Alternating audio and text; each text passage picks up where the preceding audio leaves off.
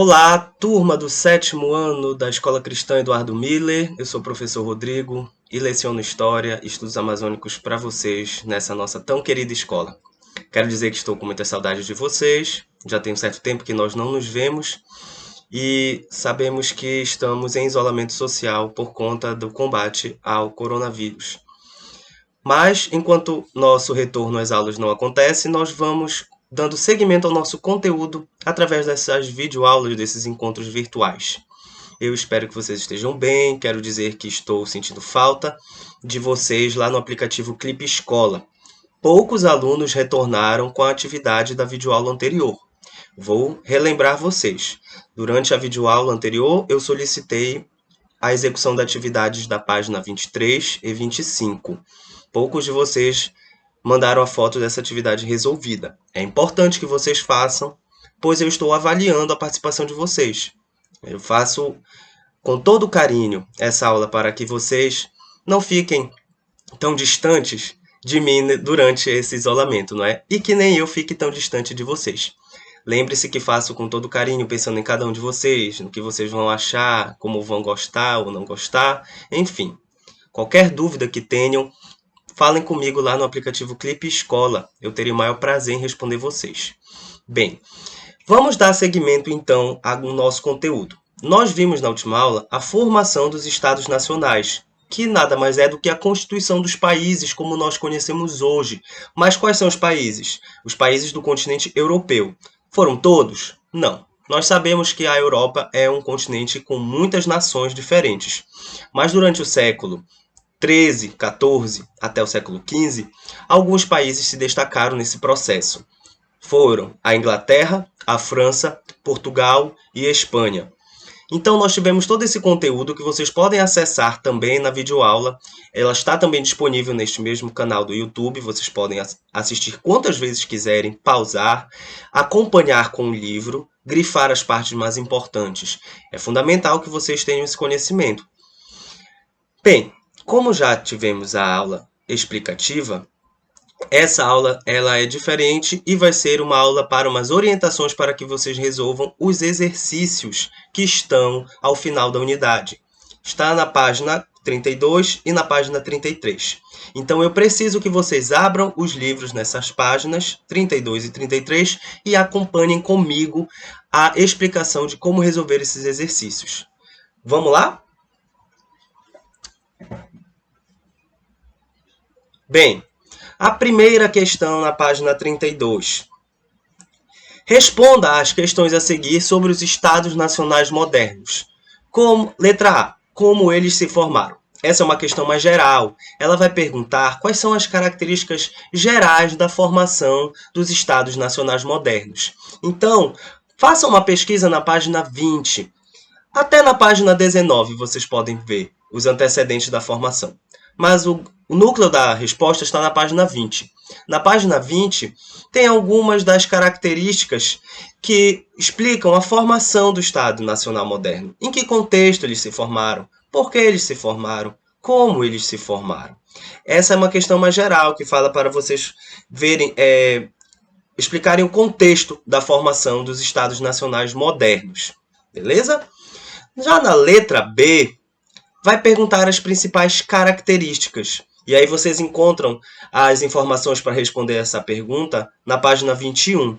Exercitem o poder de pesquisa de vocês. Lembre-se que para fazer história a gente precisa constantemente pesquisar documentos. O livro de vocês é um documento também. Então na página 21 vocês encontram as principais características dos Estados Nacionais modernos. E citem algumas para mim nessa página. Tirem a foto quando terminarem e enviem para o aplicativo Clipe Escola. Vamos virar a página, pois na página 33 temos mais 5 perguntas para que vocês respondam. Desculpe, são 6 perguntas.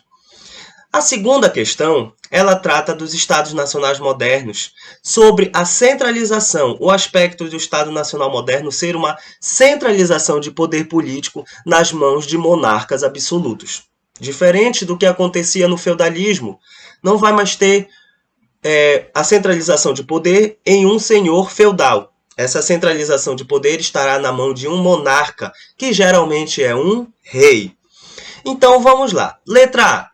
Além do próprio rei, que é o monarca absoluto, a quem interessava a centralização do poder político? Vamos lembrar. Será que somente ao rei interessava que ele fosse o governante absoluto, que ele detivesse todo o poder de governar um país? Acho que não, não é? Pois ele não se manteria no poder se ele fosse o único interessado.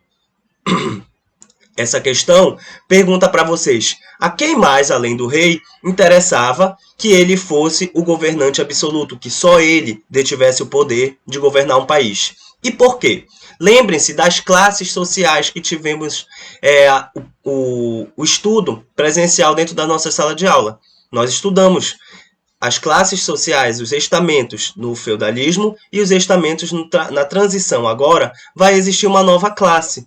Qual é essa classe que ocupa agora um espaço na pirâmide social da era moderna? Lembre-se dela, lembre-se dos interesses dela e vocês vão conseguir responder a questão, segunda questão, a alternativa A. Usem todas as informações da página 23. Ela vai ser útil para que vocês respondam essa questão. Já na letra B, vai perguntar de que forma os monarcas absolutos conseguiram realizar o processo de centralização política. Novamente, na página 23, mostra lá como esses reis vão se utilizar para realizar o processo de centralizar o poder nas mãos dele e centralizar um país todo sob um só governante. Terceira questão. É uma questão para que vocês marquem com V ou F. Vocês vão preencher esses parênteses das letras A, B, C, D e E com a letra V, se a afirmativa estiver falando algo que é verdadeiro, e com F, se a afirmativa estiver falando algo que é falso. Na letra A, vai perguntar sobre a Guerra dos 100 Anos. Vocês têm informações sobre a Guerra dos 100 Anos na página 26 e 27, no vídeo também da aula anterior. Se precisar, assistem quantas vezes quiserem para responder essa assertiva A. Na letra B, vai perguntar se o absolutismo foi uma forma de organização política característica da Idade Média. Ora, vocês vão precisar entender qual foi o período em que o absolutismo vigorou, foi uma forma de organização política. Será que foi na Idade Média? Vocês vão julgar essa assertiva. Na letra C, vai perguntar sobre uma afirmação de Maquiavel, que foi um dos teóricos do absolutismo. Vocês têm acesso às informações sobre Maquiavel nas páginas 22 e 23, pois já fizemos uma atividade sobre ele, lembram? Já a letra D e a letra E são afirmações gerais. Através de todo o conteúdo do livro, vocês vão conseguir entender. Assistam de novo a videoaula se tiverem alguma dúvida para responder as letras D e E. Ok? Vamos seguindo então para a quarta questão. A quarta questão fala que o Maquiavel defendia a separação entre política e ética. O que isso significa? Vamos entender primeiro o que é a política e o que é a ética. Para o Maquiavel, a política seria a relação do rei com o seu povo. E a ética seria a moral, usar de atitudes, de falas que são corretamente aceitas pela sociedade. Ou seja, ser ético é fazer tudo o que os bons costumes da sociedade, fazer tudo de acordo com a lei, fazer sempre o certo, ser sempre honesto, ser sempre justo, falar sempre a verdade. Isso é uma explicação do que é a ética. Então, para o Maquiavel, ele dizia que existia a política e que ela deveria ser separada da ética. Ora, se a política, que é a relação do governante com o seu povo, não precisa estar junto da ética, ou seja, de fazer tudo certo, tudo sempre honestamente, tudo dentro da lei, tudo com respeito ao próximo, o que isso significa? Lembrem da atividade que fizeram sobre Maquiavel, sobre as ideias que ele defendia. E aí vocês vão conseguir responder essa quarta questão. Ok? Vamos passar agora para o próximo slide, onde eu trago a quinta questão, a sexta e a sétima, e aí nós finalizamos esse nosso encontro virtual. Na quinta questão, vai pedir para que você estabeleça uma relação entre balança comercial favorável e protecionismo alfandegário, que são duas características do sistema econômico mercantilista. Vocês vão precisar ir para a página 31, onde tem o tópico mercantilismo, e vocês vão ver uma imagem na página 31, onde mostra a balança comercial. A balança comercial favorável, ela vai estar favorável para um país quando o aumento de exportações pesar mais do que as importações. Então, quanto mais um país exporta produtos, ou seja, vende para outros países, mais ele ganha dinheiro. E quanto menos ele importa produtos de outros países, ou seja, compra produtos de outros países, menos dinheiro ele gasta. Vamos lá, lembrem de um princípio da economia financeira, da educação financeira que vocês têm aulas. Se vocês gastam menos dinheiro do que recebem, vocês vão ter um prejuízo, um déficit. Mas se vocês gastam menos do que recebem, vocês vão ter um superávit, ou seja, vocês vão ter um acúmulo de dinheiro. Então, assim vocês podem pensar para o país. Se o país vende mais do que compra, ele vai acumular mais dinheiro. E se um país vende menos e compra mais, ele vai ter prejuízo.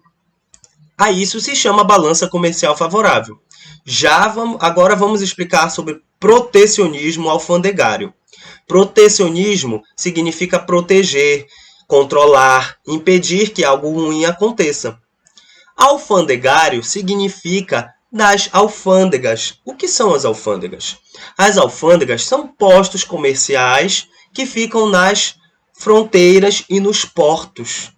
Não é? O porto é aquele lugar onde os navios estavam chegando. Lembre-se que a economia mercantilista, ela está ligada às navegações. Inclusive, é o próximo assunto do nosso conteúdo. Espero que já estejamos dentro de sala para explicarmos sobre as grandes navegações.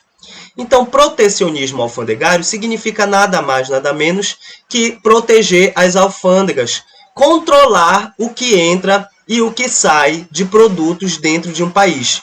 Então, se um país controla o que entra e o que sai de produtos nas suas fronteiras e nos seus portos, é óbvio que ele vai poder controlar as importações e as exportações. Agora vocês podem estabelecer uma relação entre esses dois conceitos da economia mercantilista. Escrevam lá com suas palavras e mandem para mim na atividade resolvida, ok? Pulando para a sexta questão, vai perguntar sobre o modelo de vida da nobreza quando os estados nacionais se formaram, chamado a sociedade de corte. Esse modelo, vocês têm as informações sobre ele na página 30. Lá na página 30 mostra como era esse modelo de vida da corte. A corte eram as pessoas que moravam dentro do palácio do rei, ok? Então vocês leiam lá, lembre-se da aula da videoaula anterior que eu postei para vocês e vocês vão ter condições de resolver essa sexta questão. A sétima e última questão pergunta da importância da implantação de uma economia econômica mercantilista. Desculpem.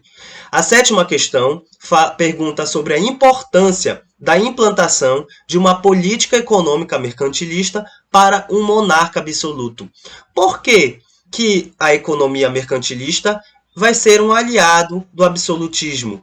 Essa é uma síntese de toda a nossa unidade, que nós já estudamos, e a resposta dela vai mostrar como vocês estão aprendendo esse conteúdo. Leiam a página 31, vai mostrar a relação entre a política mercantilista e o fortalecimento do absolutismo. Na página 31, na página 32, antes do exercício, e com base no que nós já vimos em vídeos aulas. Bem, queridos alunos e queridas alunas, eu vou ficando por aqui, desejando que vocês fiquem em casa, obedeçam sempre os seus responsáveis e lavem bem as mãos, evitem tocar os olhos, o nariz, para que o nosso combate ao coronavírus tenha sucesso. Eu vou esperar de vocês a resolução destas 2 páginas de exercício e até sexta-feira, provavelmente colocarei um vídeo, um filme para que vocês curtam durante as férias de vocês. E não se esqueçam do que estamos estudando. Eu vou ficando por aqui, desejando para vocês saúde e dando um grande abraço virtual em vocês. Até nossa próxima aula. Tchau!